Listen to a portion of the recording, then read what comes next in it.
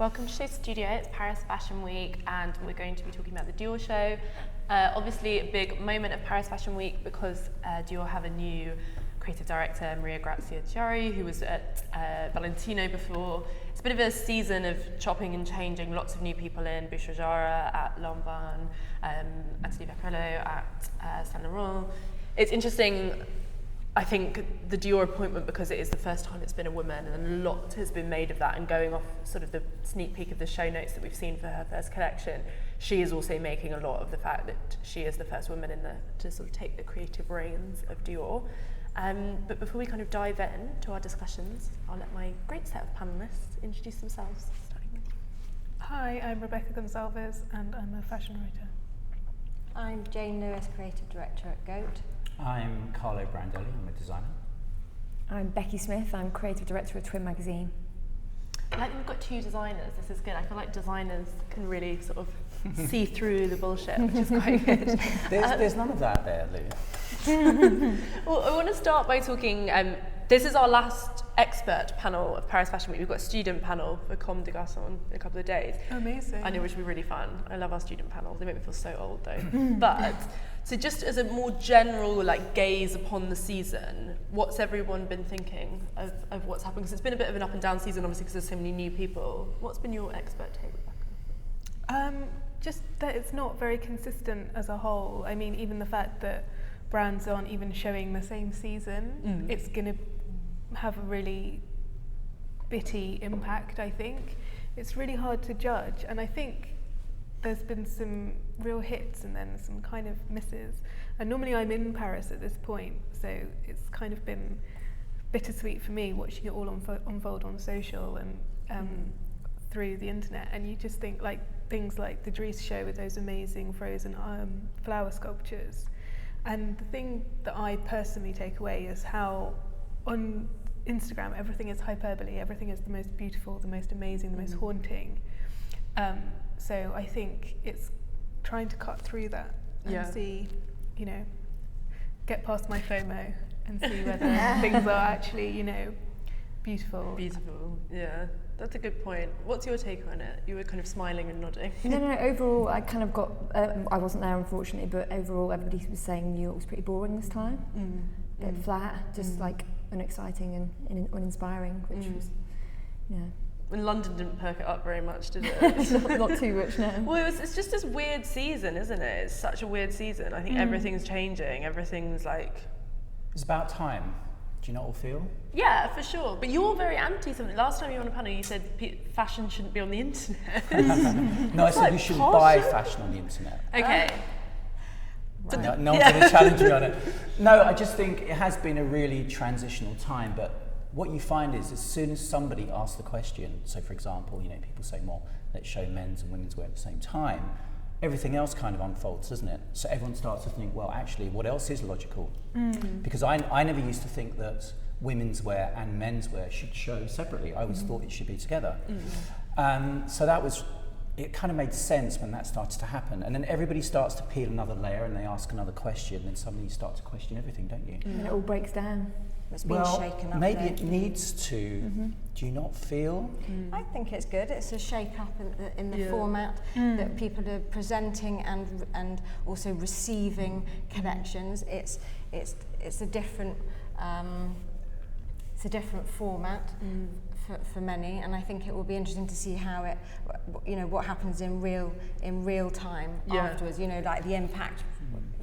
From with regards to reviews, to buying, the consumer, the whole trail. Yeah, the trickle down effect, even down to the high street. Absolutely, it's really fascinating. I think these are challenging times. I mean, interesting. Whether you agree with it or not, it's interesting. I think fashion isn't like an elitist thing anymore as it used to be. I think it's become the general pop of everything. Yeah, and it's become so. Not watered down, but it's become such a mass thing that it's changed it totally compared to what it was 5 years ago, 10 years ago, 15 years ago. It's entertainment now, isn't it, rather than necessarily an art form, which it was perhaps 50 years ago. Yeah. But there's That's so a much long way back. access. There's a lot of access now there with bloggers or the kind of wonderful fantasy shows versus perhaps video presentations or installations, and then I think and the way that we see it, that's all really changed. Did anybody go to that Burberry Makers thing? And it was like an open thing. It was actually really quite nice. It was so like, it really guided you around things and it was a totally open thing as well that anybody could go to. So I think that was a good example of how it was really, you could see it was very carefully curated. It was about craftsmanship and I thought that was kind of quite a cool way forward. It was. I read it was like a narrative almost, that people could connect with. You would go in and it was kind of like there would be a guy that would talk you through it, and he was almost like an actor, and he was saying it was based on the Virginia Woolf book, and then you had like scrapbooks on the walls. And people making things and artists creating things in front of your eyes, But it's like that's like Harry Potter world, but for fashion. Interactive. It was really it was interactive. It got across the messages very well. It wasn't elitist. It wasn't sitting there and watching somebody walking past.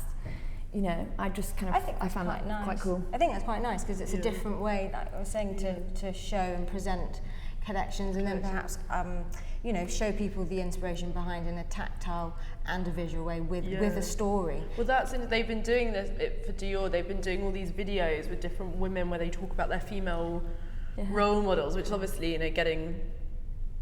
doing sort of a feminist thing is quite popular at the moment, but it feels vaguely authentic because it is the first time there's a female. It reminds me of the Vogue documentary, but it's it makes it a bit more exciting than the Vogue documentary.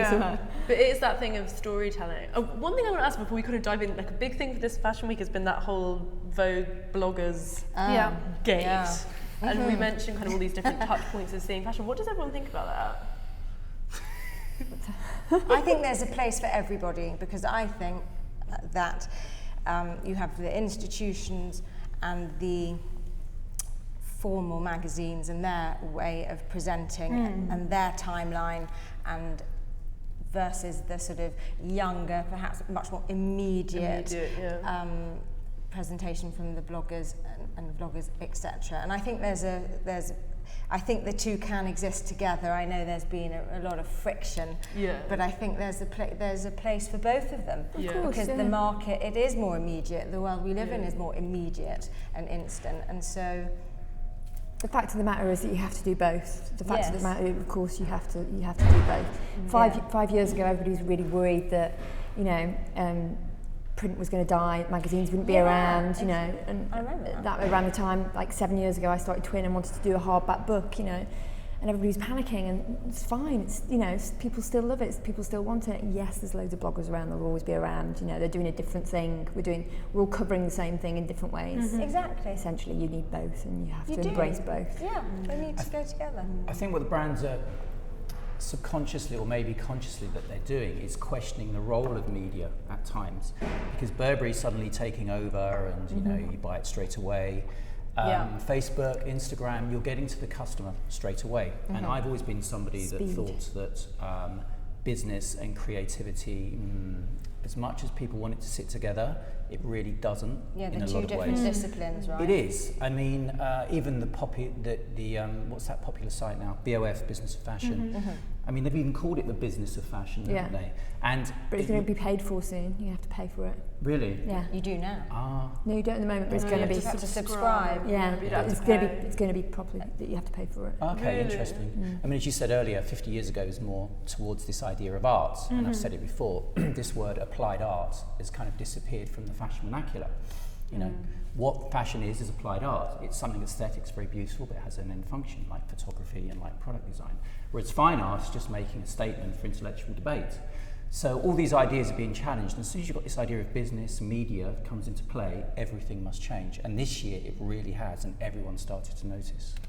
Really interesting. But is it bad for design, do you think?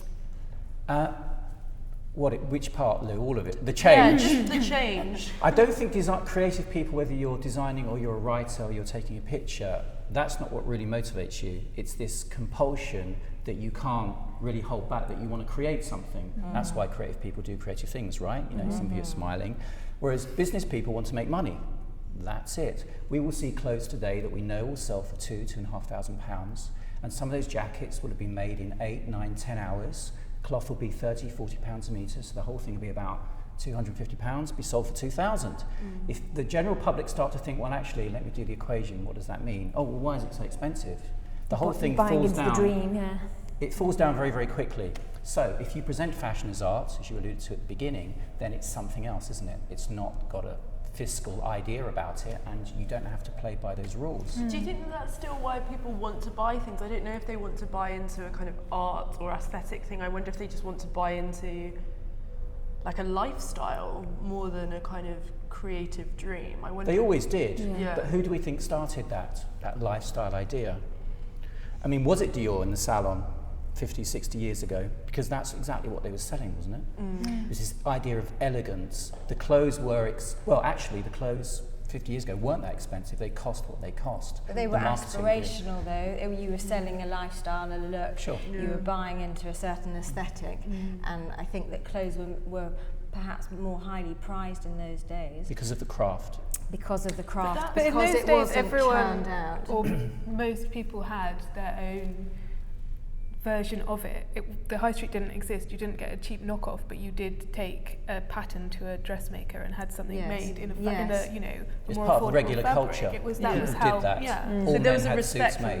make. I think that's the problem. Well, craft is coming back. I mean, as you said earlier, Becky, about the little bee on the invitation, which, what did we think that was in the end? That alluded to. It's from the men. It's like an emblem that they've used in the men's, and a lot of what this collection is about is kind of bringing together sort of men's and women. So I guess it was borrowing something from Men's to women's. men's to Oh, I see, women's. okay. It is strange because we were saying it looks a bit like the Gucci bee. Yeah. Oh, that's right. You did. We might be didn't you? reading into that, but I think that makes sense. Yeah. I think craft has come through in a strong way in the last 4 or 5 years, and craft is important because a lot of people may view fashion as something a little bit lighter weight or whimsical, and that's not fashion's fault. I was at an awards ceremony a week ago. It was called during the London Design Festival, and the great and the good are there from the design world, product design, artists, architects, but no fashion designers were present at all. And in all the years that I've gone, not one fashion designer have I seen there. But Why then is Craig was that? up for Design of the Year last year when they did it was the For design the museum. design festival last It year, was the Design Museum when they did Design of the Year. as part of the design festival. I'm not sure, I can't remember. You see, well, who caught sight of the design festival last week? Were you all aware that it was happening? Yeah, I knew. it was Yeah, I happening. knew there was some interesting. Wasn't there a paternity climbing wall at the Ace Hotel? Like there were a few things that were crossover between. Well, the big venues at the V&A was big. I mean, David Adjaye won the gold medal for architecture.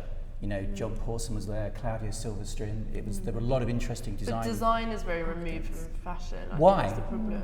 Yeah, why do I you have think no that's idea. happened? How? It's interesting, isn't it? I think, I think because it's quite getting hard to elitist. make it like a They are. smart design in fashion. Like it's quite hard to do something that's like. I think design. We think about usage or technology. You know, But we use our clothes Well, every it's day. applied art Yeah. versus fine art question. It's disappeared. Even when I was using that word applied art with other designers that I was sitting next to at the awards ceremony, I looked at them and they looked at me quizzically as if they'd forgotten what that word meant. But as you say, 50, 60 years ago, Chanel, Balenciaga, they worked with artists every day, which is part of what the craft was. That was their social circle. So it was the change. But it's interesting we're talking so much about craft because that's one of the things I wanted to talk about with the appointment of Maria Grazia there, because I think one of the things that she did very successfully when she was at Valentino, obviously working in collaboration with Pier Paolo, was the fact that she put this kind of craft thing at the forefront. You know, like with the notes, they would talk about how many hours it took to make something, and the dresses. It was this kind of, in a way, relatively conservative idea of like beauty and fashion as pieces looked, you know, at the same time so delicate, but also so laboured and very, very. You thought of like handwork, hand beading, and I wonder if that's something that would be, especially after Raf Simons' kind of minimalism, a way that Dior can kind of create that sense of magic again. I just think it's an interesting appointment. Her feminine knowledge and her kind of expertise to Dior, because you know you talk about her craft and notes, but at the end of the day they were highly wearable and highly desirable pieces. And I don't think you should ever really forget and overlook, at the end of the day, clothes are functional. They are beautiful and aspirational, sometimes theatrical in a show, but she managed to create really wearable clothes and made the house incredibly successful. I think of red carpet with her as well. I think of all the people that she dressed on the red carpet really well. I think of the studs at Valentina. I think she kind of like really lifted that. Yeah, which is amazing. Elegance. So I'm excited. I'm really excited about what she's going to do. The thing that strikes me is with embellishment, with those details, they're much easier to convey the luxury, the sense of hand, than to get people to understand how much of a skill is inherent in pattern cutting. Yeah, people just don't understand that something so the most simple thing could be the hardest to construct. Absolutely. And that's one of, I think, the difficulties now with the way that everything is dissected so visually on Instagram. That simplicity is lost, and so we're going back into that maximal. Like, you know, it's like for something to be worth the money, it has to look expensive, you know, it has to, it's quite an old school kind of, it's a different version of that logo mania thing, because it's not about logos, but it is about that kind of laboured surface and like, Carlo, what do you think of that? Because you're a kind of committed minimalist, so. And I like craft as well. Yeah, so what do you think, do you agree with that though, that it's much harder to get people to sort of, exactly what Rebecca was just saying about this idea of things having to be like embellished or worked visibly. So you can see the work. I mean, what I've noticed this season more than ever is that all designers and brands are keen to show the back working area a lot more, especially in their communication in advance of the show, as if to say, look, there is all this work that goes on all behind these the people, scenes, and all these people. Well, Chanel did that, the couture show, they had them all actually out. I think it was maybe on the social media for Dior as well, like all the women behind, like everybody sitting there, like a good sort of big, strong female team. That's the picture there, top right. It started to come through quite strongly. So again, this association to try and not to defend fashion or the work that's done, but to maybe bring it to the fore again. So do you think it's to make it feel more human as well? I think there's a lot of focus on like not just the work, but also this sense of like a hand that touched this. It's interesting, like that's quite actually an unslick thing to have on social media, like the pictures of all the team, and it's very, it's kind of old school fashion. I think it feels more real. Like all these women are all undone with the hair tied back. I really like it. It's not that glamorous. It's not trying to be that old-fashioned polished. I love it. Yeah. I think it's looking interesting already. But it's coming away from that kind of monolithic idea of a head of a house and everything is touched by them or comes straight from them, and that's not how these huge brands work. It's impossible. A bit more of a team straight away. Isn't that like camaraderie, that woman camaraderie? We all did this together. It's not just me. And you know, all this. Men like teams as well. But you know, like all these people in here, you know, it feels like a real insight into the place rather than it being polished and everybody preparing. It felt like there was genuinely some insights in there. But brands have done that. You remember the Chanel with Lagerfeld behind the scenes, the French director, and there were 5 or 6 episodes. That must have been 10, 15 years ago now. That was really the first time they showed you behind the scenes. But those are so popular. Like last night I was at a thing for that, the first Monday in May, you know, Andrew Bolton, insight into the China through the looking glass. Dior obviously did the Dior and I film when Raf was there. But I think this is, what's interesting, like, I think those are documentaries, whereas this is communication around a show. So they're kind of separate things. And usually the communication around the show, particularly for a massive house, it's so slick. It's all these kind of Instagrammable moments, front row. It's very like kind of moneyed. And this is, I just feel like this is so approachable. It's really approachable. But it's still moneyed. Don't be fooled, it's still moneyed. It's a machine. Of course. But it doesn't showing. No, but it's still expensive to do these films. Look how many there are on the screen. Yes, of course. But those are the big houses that have the ability and deep pockets to produce this kind of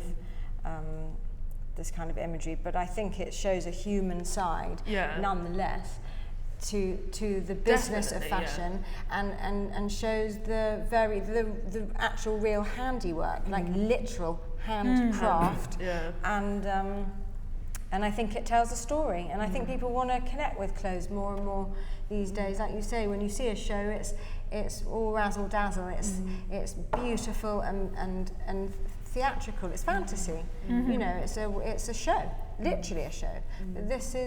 This is kind of a little bit, perhaps, toward a way towards showing people the time and the. Yeah, it's a different idea of luxury, though, isn't it? It's not about fantasy. It's about hard work in a way, which is very it's about different. value. I think it's about the effort that gets put into clothes. I think it's about what if people feel not. I don't think people equate luxury with expense so much anymore. I think it's back to that human side again. I keep mentioning it. I think. What are we equating luxury to, do you think, now? What do I think? If it's not expense, is it time? I think it's about time and quality and value, and I don't mean value in a monetary sense. So should the prices change? I think that the price should reflect the quality of the garment. I don't think you can generalise so much. I'm sure you'd agree. There are some pieces that are just more expensive because the nature of the fabric is more expensive, or the amount of work. Those Ricoins ostrich feathered coats. Did you see those? Did you like them?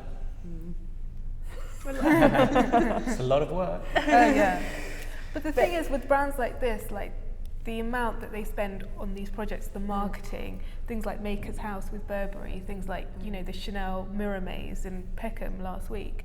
These are huge events that draw in the public, and they have to be paid for, and they're paid for by sales.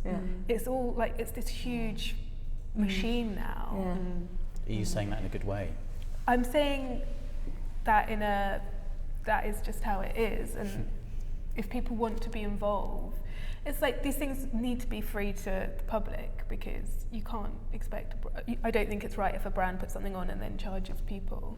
Yeah, but then they're Chanel paid for through. Something about the Chanel thing reminded me of like a sort of old school like fair that you would go through with the funny mirrors. Mirror and maze. something Like again very House of basic Mirrors. and old school about it. I feel like they're all kind of like going back to. Yeah, I thought it was kind of. Well, it's this that experience tangibility. thing. Yeah, It's like going into a fair and looking at yourself in a mirror. But it's trying to do things that feel more like you. I think you said it then, like what is luxury, and there's always these weird sort of panel discussions with like young creatives where they talk about how experience is luxury. But I think it is this thing, and like just buying something isn't enough. It's like you have to like have some enjoyable experience. Well, that's why personalization has become such a Selling big a dream, thing. that's what I think. what That's essentially what's behind it. You're selling a dream, or you're tapping into course. That's why something the through. internet. That's why the internet shouldn't work.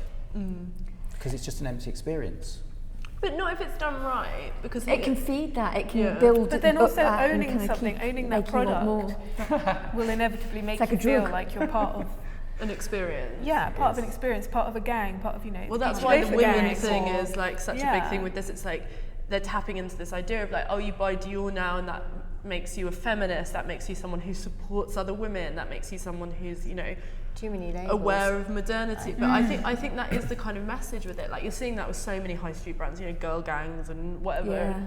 But I think for Dior, they are really staking a claim with that, and it's something that Celine did because obviously Celine was very offline, but Celine did very well. It was also this idea of if you bought Celine, you were sort of throwing your hat into the ring, and but you were saying like, I'm an intelligent woman and I support other intelligent women. And I feel like it's actually, I think this has been happening for a long time, this feminist movement. Obviously it's been going on forever, like 50s, 60s, Spare Rib magazine, all those kind of things. But it's just become so much more mass marketed now. Yeah. Down to Adjura on the cover of ID magazine, which is fantastic, and what she's doing is great, but it just seems to be the thing that everybody wants to talk about, Well, it's something that's used but to that's sell the thing, products. It's like, these brands doing it, are they doing it to tap into the conversation in a mood, or are they doing it because they actually believe in it? And I suppose depending on how cynical you are, depends on your answer There's to no that. cynicism about it. It's business, bottom line, that's all. I don't know. But then surely that means it's purely No, for the cynical. business people and the large brands. The creators, designers, the teams around them, people that worked in the creation. They believe in it. Yes, they have to, because often they're not very well paid. So, but the business is the business. You can't, I think people, even the consumer, is choosing to ignore that part of what's going on, and they have done for a long time, because the prices are so super inflated. Can't they be cynical and not cynical? Like, I like to believe that Maria Grazia actually does believe in all these things. I know they're also communicating them because it's good for business. Of course. So it can kind of be both. Both, it can. Like, yeah. I respect it, I'm and in I that camp as well. hugely respect her. And I think she's very talented. And I have huge respect for the teams that have made these clothes. But I can also see, that this is something that is it's become a communication strategy. Well, this but is maybe why the Instagram seed is of it was quite important. pure. It's why, because they're going directly to the person that's going to buy the clothes. Yeah. So they're shutting down. This is a business mentality. A businessman invented Instagram. I went to a talk that he did, and how he Facebook guy, yeah. Yeah, the Instagram guy. Yeah, but it's owned by Facebook, isn't it? Yeah, it's £1 billion. It's bought out for business again. And these are business people that are thinking about these ideas that the fashion industry is now using, and it's changing the way that everybody has to work within it. And that's okay for business people, but what about the creative people? A lot of them are just going to get swept aside. But creative people are going to be innovators. and they should be. And you will always adapt to survive. But the two are very, very different. And I get uncomfortable when the two start to look as if they are very close together, as if it is the same thing. Obviously, the designers that work in this industry, they have to work, they have to make money. But the primary function is always to create, and the business is always to drive more sales. That's what's interesting about seeing Maria Grazia in this role, because I always wonder, because obviously there was such a strong pair at Valentino, whether that helped, because it meant, I think they were really brilliant at navigating between the design and the commercial. Well, yeah, the design and the commercial. They both came from quite pragmatic background. You know, she worked at Valentino for like 17 years. They were at Fendi before I interviewed them actually about being working together as a duo, and they talked about their relationship in such a pragmatic way that I found really, really inspiring.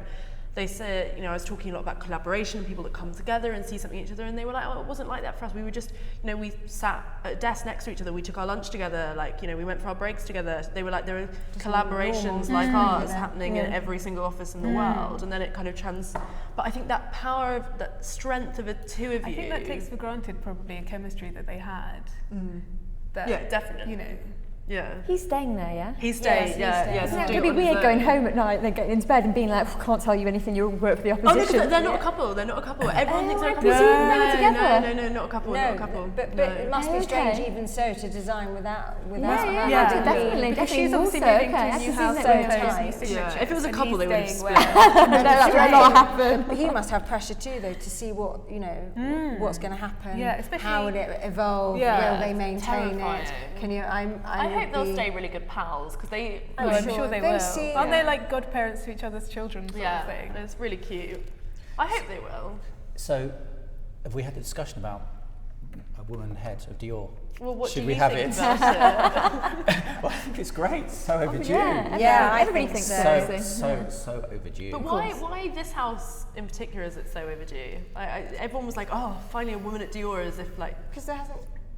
But it's like as if there's some poignance to it being Dior. It wasn't. Because it's so tied to ideas of femininity. Absolutely, and there's archetypal, even just the silhouette, the new look. Yeah, it's historical pioneers of fashion, and they have such an enormous legacy and so much respect, and it's the terrific archive and such a story, and they're so important. And I think for a female creative director to be able to access all of that, and one who's so talented and so inspirational and creative and commercial, the two, so important to have those two disciplines together. That's why I think she's going to do great. Some wonderful things there. That is that perfect balance, It really just because of how important Dior is. Yeah. When was it established, guys? Have you got the date? Dior was 1950. No, it was earlier. It was 1946. Yeah, 46. I think. Human Google over there. Yeah, history I test. think so. Can Can you check the that? Spring 46 was the new 46. Okay. So and Dior for a long chunk, and then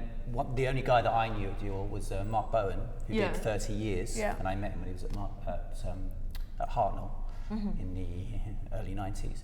And for me, Bowen did those 30 years where he really pushed that idea of elegance when Dior. We took over from Saint Laurent, didn't he?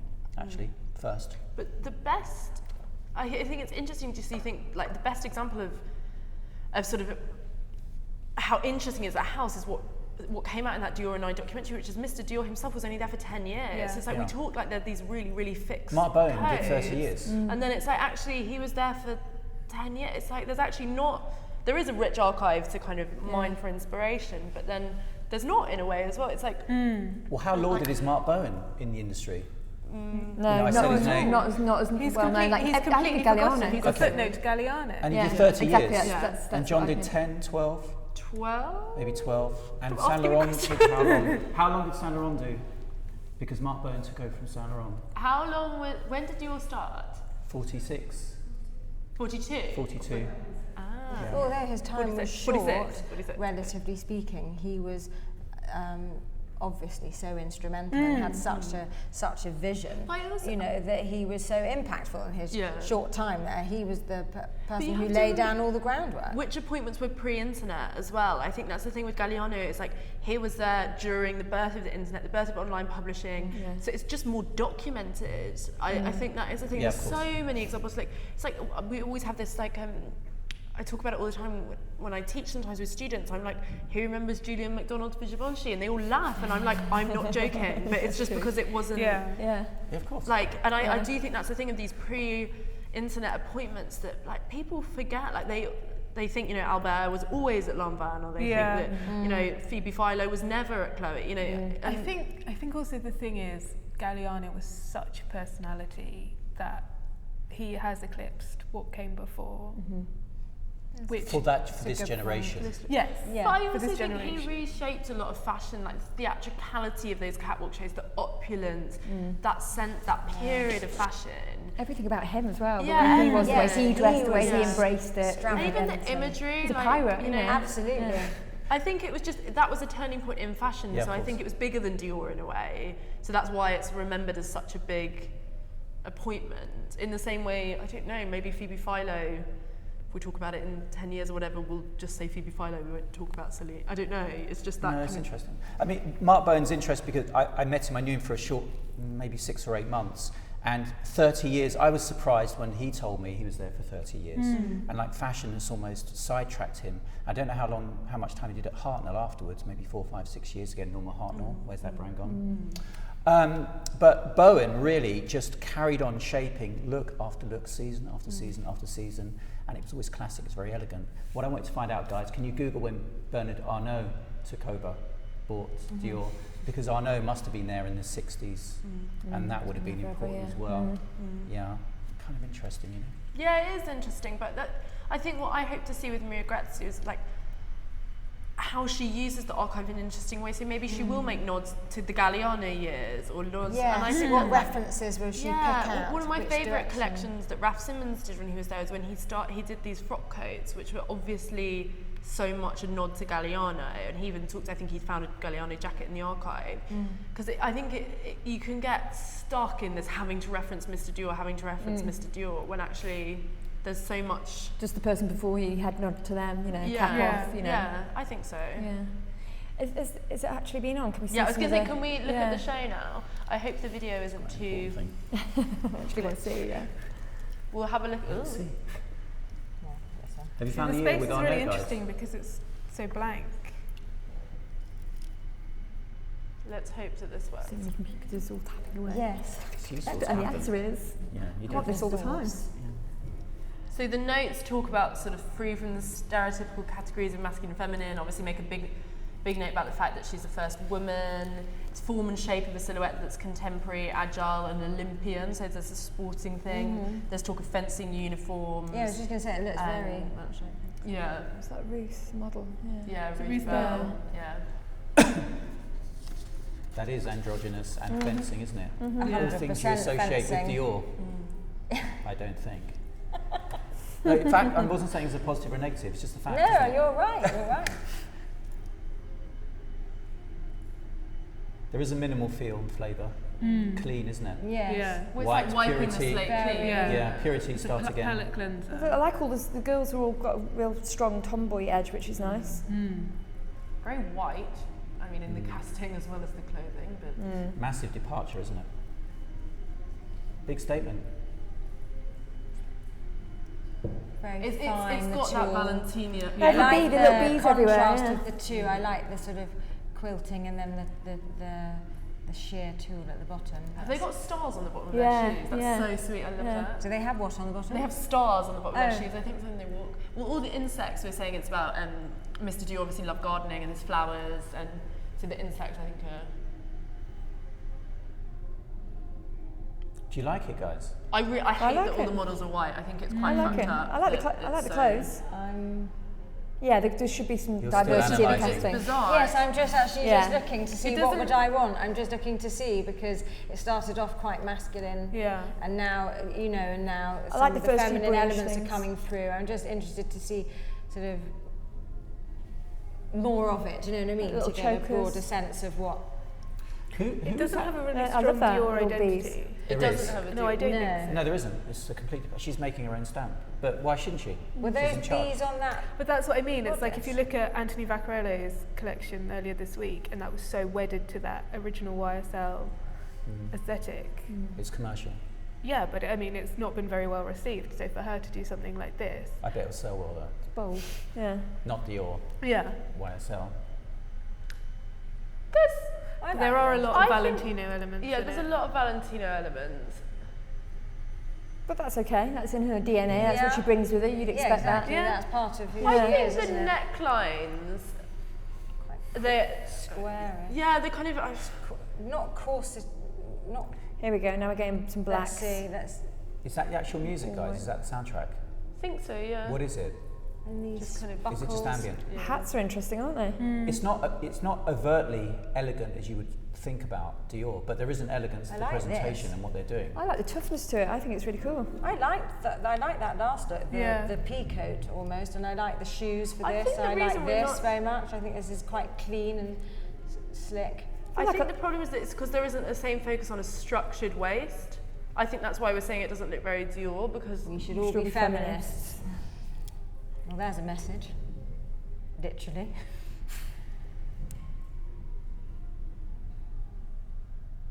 no, that's quite an archive shape, you know. I quite like that. I think that's quite elegant and quite I just fine. don't understand why she's only cast white models. It's like everyone's obviously It's like, very jarring. Yeah. but it's just like, what are you doing? Because it's like it's Yeah. going to overshadow your entire collection, Yeah. and everyone's going to Talking write about point. it and Talking notice point. it. With everything It's being just- black and white. But it's just like, what? Like how like tone deaf can Yeah. you be? Like, why Yeah. did no one in that office go, oh wait, everyone's white? Yeah. Like, If it's a team, surely other voices should well, be I heard. don't know. It's just like, what? Especially as we were all saying, Dior is such an important house with such a. Interesting. It's all monochrome. Very, Risky, isn't it? very pure. But I yeah, think the it's whole just show is really risky. I mean, it's It's very really bold statement, yeah. Yeah. It's just such a shame because I think when you see something where the castings like that, it just overshadows everything. Like it takes, it's this sting, and then it means that you can't see the collection the same way. Like I have huge respect for it. I think it's beautiful. I think the clothes are amazing, but you can't support it when it's like that. no. It's True. high in concept. Not many bags yet either. No bag, yeah. This is nice. I like. What's it saying around here? Did you see the little writing on the straps? No, every I now and then? didn't. I only saw the slogan on the t-shirt.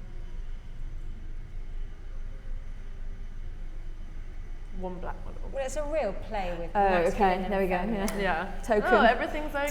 Token. Oh dear. You can relax now. Exactly. We'll take it all back now. Thank God. I mean, there's a lot of work gone into the concept. So conceptually, she really is being a designer, creative director here.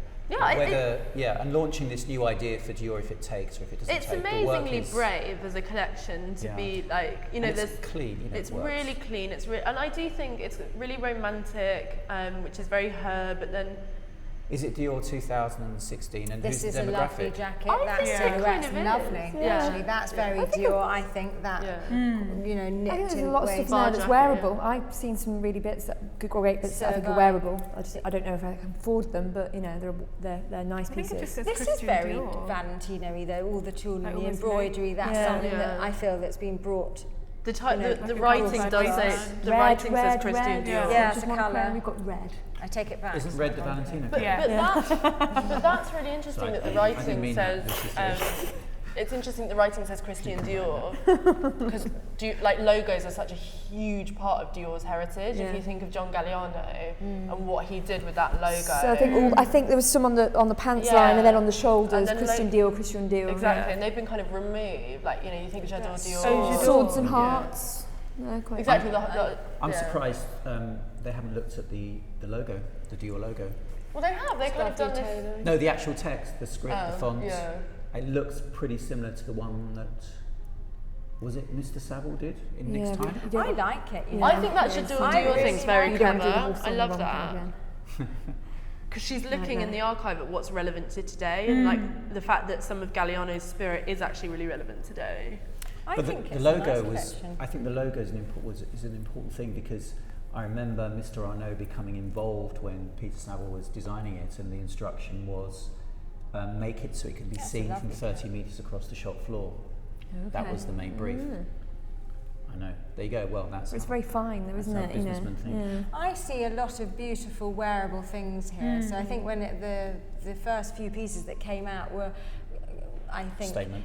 a real statement and meant to be possibly confusing. This is lovely. I think this is rich. There's some beautiful tailoring, I think, which is reminiscent of kind of true Dior. I think she's made lots of references, you know, from what I've seen so far, taken from lots of different angles. But I think, from what I see, I think it's very elegant and very feminine, and there's a lot of things that I think I'd love that. Well, it's got this like, so I feel like naivety to it. I think with Raf, Dior became quite chilly. Like, it was youthful because there was this romance to what he did, and especially when he looked at historical costume. But there's a chilliness, whereas this, like the Valentino girl, because she was quite prim, it kind of actually felt quite warm, and there's a lot of innocence, like the fact, like the little shoes and the things on the soles. It's quite childlike, even like the little choker, you know.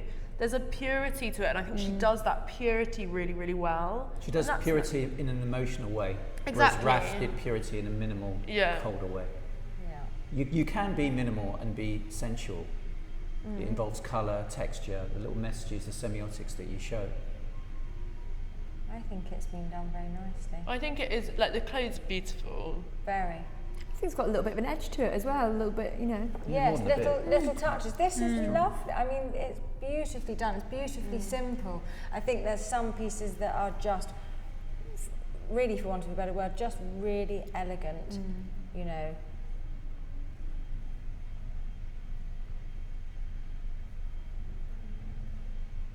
As generally looking at the whole thing, you're going to need time to adjust if this is Dior.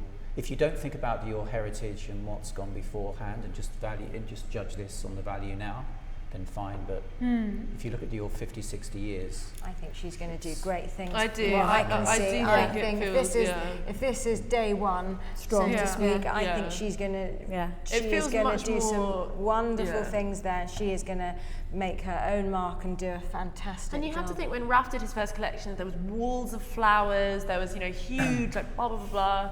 This is so confidence in those clothes. Like, this is theatre. This is more pragmatic. She's not afraid to show the clothes shine on their own. There's no frills here. I really like it. It's that it's really so simple, and it's a proper presentation. And she's letting the clothes tell their own story. And I think they're holding up pretty well. And I like that there is that kind of naughtiness back to it, like, you know, like with these embellishments with the logos. I think that is interesting, because that is a huge part of Dior's heritage, is that really, like, playing on consumerism and all of that. And I think that doesn't necessarily suit her aesthetic, but bring in elements of those kind of symbols and codes, and I guess Valentino doesn't have those kind of emblems in the same way, whereas there are for Dior a lot more that you can play with. The craft's coming through here too. She's showing the work, idea of transparency as well. Yeah. It's very delicate, I think, this kind of work that she's showing. It's very fine. Well, I'm assuming that's all embroidery. It looks like it, and all that layering, all the tools, lovely, the pleating, the gathering, the twisting of the chiffon. It's very. But then I like the transparency and almost like seeing like the Calvin Klein pant band saying Christian Dior through it. That gives it the kick to it. It's not all kind of beautiful. She's got a good balance, I think, of edgy and interesting and very commercial and wearable. And like that, like some of the prints always look like tattoos. That looks like Rihanna's tattoo, you know, the one under. And these straps, these bands, I think she's covered a lot of bases. I like it. So the end, You're not sure, Carlo, I sense? No, it's a departure. I said conceptually super strong, and she had to make her statement. It's a departure from what Dior has been up until. But what do you think Dior is when you say? No, Isn't it about femininity, and that to me is kind of more. No, not for me. I think it was elegant and it was clean, and it's today. That's why I asked the question, what is the demographic now? Because this is it's cool. This is very cool Dior, and I hadn't seen that for a while. I'd seen minimal Dior beforehand, then I'd see Galliano's Dior, which was spectacle and show. I knew that Dior was elegant. Now this is cool Dior. But it's not cool in a way. It is cool, the aesthetic. But it's like Gucci. Gucci's cool, but actually Gucci appeals to people such a broad audience. Yeah, people that just want a showy pair of shoes can go to Gucci and feel like they're really cool because the fashion pack loves it so much. You can buy into it and belong. Yeah, you can get like a jacket with a huge embellishment across the back. Like, whereas if like but you've got the cachet of cool, whereas if you bought a Cavalli jacket with a huge embellishment across the back, you're just uncool. Yeah, but if you get the Gucci one, you're cool. And I kind of feel like this is a similar thing to that, and like there is a lot of heavily embroidered, really. I think it's beautiful. Look, we'll get a real sense of it now as they come down all together. I think she's been really clever. Look, it's lovely. It's beautiful Dior. It's silhouettes. 2016. It's modern. It's feminine. lovely. But I think actually it's got a nice edge to it. I want to wear with it. Dior Homme and the aesthetic there. Yeah, it's this boyishness at Dior Homme. I love that element to it. It's interesting the way that with creativity, you see the first few looks and come down and they cast doubts because it's fresh, you see it for the first time. As the show Gets develops, softer and softer. yeah, you see the whole concept and all the work coming through, then you judge it. They almost turn you around with a good presentation. But it's interesting, remember, 360, you need to see it all. Ralph Simmons' first look for his first collection at Dior was like a bar jacket, and it's interesting that, which was a real statement of intent, like I'm going to reference Mr. Dior's archive, the iconic silhouettes specifically of the house. Her first look was like fencing jacket on a model with very short hair. There was no bells and whistles, you know. I think stark. It's very. I think that's a real statement of intent, because obviously that first look is going to be because of the internet. That first look comes to symbolise that collection, you know. And I think that's impressive. It's very different. Also, you wouldn't look at that and think of her even, because it doesn't look like Valentino at all. I think that's interesting. It's very controlled though, and I think her work does always show control. Yeah. She controls the environment, she controls the detail on the clothing. Yeah. And this is very cool and controlled. So it's been thought about carefully, you know, which is the mark of a good creative Even the hair, the plaits at the back, Yeah. at the back of that, I really like that. It's kind of But like, it's controls- not the typical bun. Yeah. You look at it and it's got a bit of a modern twist Bit to of it. an It's really nice. Control's an interesting word for her, because when you think of Phoebe Philo, you think kind of cool or like, you know, a bit Nonchalant, yeah, laid nonchalant. back, yeah. Whereas she's control. It's a different kind of. She's considered. Interesting, yeah. Yeah. It's Look, different. she's got a Yeah. wonderful I reception. know everyone's like running towards Like, her. practically standing ovation. Good for her, that was good. Yeah. Really I nice. think 10 out of 10. We're impressed then. See what the world says, yeah. Yeah, Sales see what and the world prices. What do you think? Do you like it? I do like it. Because you wore Valentino when you got married. I did, I'm good with yeah. Arity now, so you obviously have a passion for her work. Yeah, I do. I love it. It's very feminine without being overtly frothy or overly sensual, and I do think it's always been restrained, and it is. She's continued that now, which I think it was very reminiscent of the work that she did at Valentino, especially in the couture collections as well.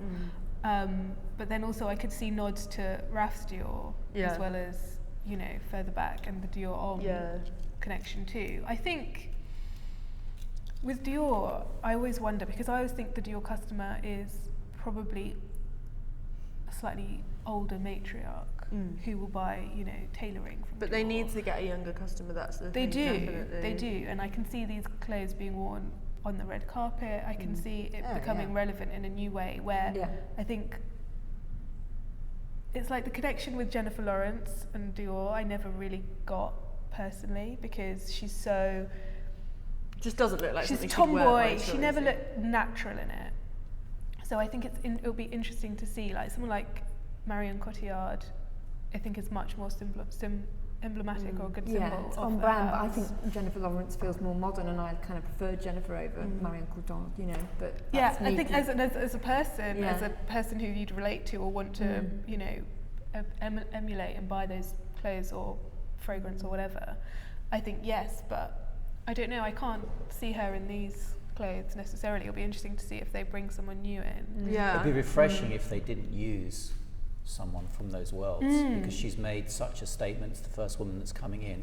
You know, there's no bags on. I don't think there was a bag at all. There were a was there? few There were a sachets. few Cross Yeah. bags, A yeah, but couple. very thick straps. Yeah, those guitar So straps that's, again. you know, that I don't know what that's the bags are responsible for what, 50%, 7% of sales.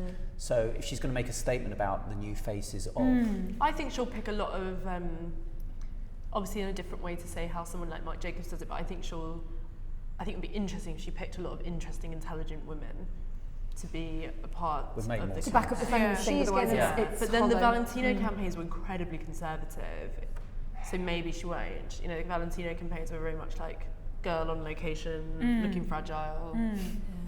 But it's a different house, so you don't know. I think she's going to inject instant cool. You're a big fan. I am, because I really like how she's walked a very, very fine line between masculine and feminine, old and new. I think she's been really creative and shown her skill, and at the same time ticked an important box. It's commercial.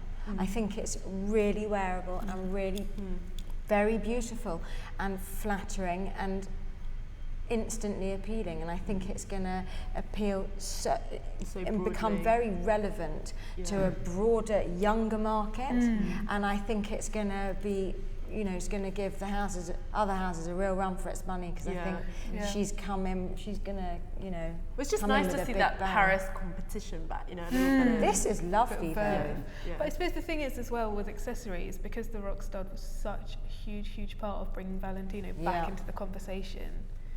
It'll be interesting to see what she does. But she is an accessory. Her background is accessories. She's got the Midas touch. That's why I question, you know, the lack of accessories. They were discreet, and I think that maybe the logo. Yeah, there was a strap looked satchel chunky, there. Yeah, there were bags.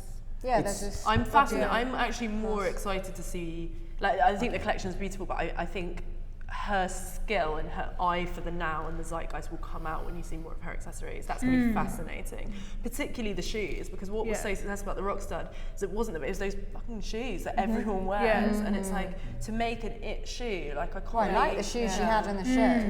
I love those points on with the bow at the back. It was lovely, and the stars. You know, well, it's like it's making something obviously branded without putting a logo on it, like the Rockstud, you knew it was Valentino, like those stars on the bottom. She's so clever. It's an emblem that speaks for itself. Exactly. It's very difficult for a good designer or creative director to not make a collection of the moment. And just the one comment I'd say, I do like it, strong conception, and I like her, is that I just don't see the timelessness that I associated with Dior here yet. But maybe it's first collection that will come through. If you take a snapshot now and look at this again in 30 years' time, I think it will be of this time. But that's modern fashion, I think. Agreed. But Dior was always There's a lot of timeless elegance. There's a lot of beautiful timeless dresses in there. I think it came out really strong, really masculine, really tomboy, and then later on the feminine bit softened it came out. So I think it does I think there are what I enjoy at the gowns beginning, and then gives you a little bit of what you need later on. That's my favourite Like look. look 53. Which is your favourite look? That is timeless. I love 52. I love the trench because it makes... Yeah, the trench is really beautiful. Yeah. I like look 53. Well, she's given us lots to talk about. Should we give her a round of applause for a strong first collection?